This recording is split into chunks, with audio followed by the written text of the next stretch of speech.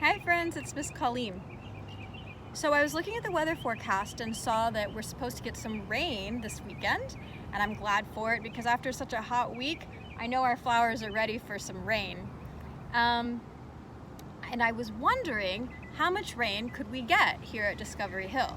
And there's a way we can tell. There is a tool called a rain gauge, and a rain gauge is just a cylinder that collects the rain as it falls, and then you measure it on the side. This one has the measurements already here that we can look at as the rain falls and see how much rain is falling into it. But you don't have to own a rain gauge to measure the rain where you live, because you can make one yourself with some very simple materials.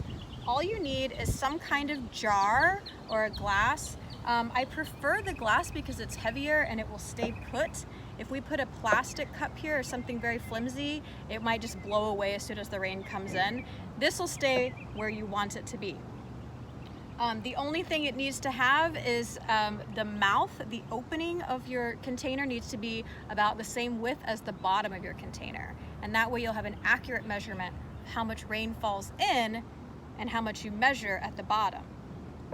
If I used something like this, it wouldn't work because how much rain will fall in this tiny hole at the top will be very different from the rain that I would be able to measure at the bottom of this very large jar.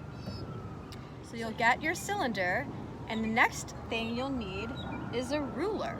And you can take your ruler and tape it inside to leave it there if you like, or you can just come back out after the rain when you're ready to measure and put your ruler inside.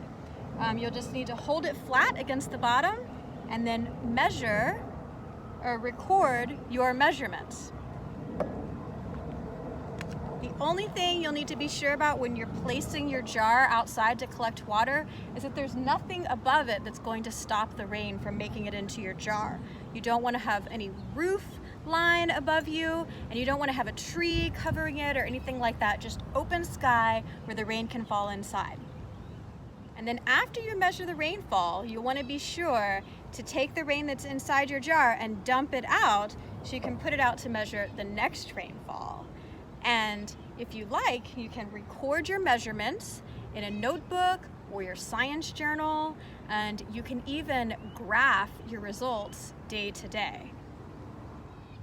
So go out there and be your own weather scientist. I'm curious how much rain you'll get where you live.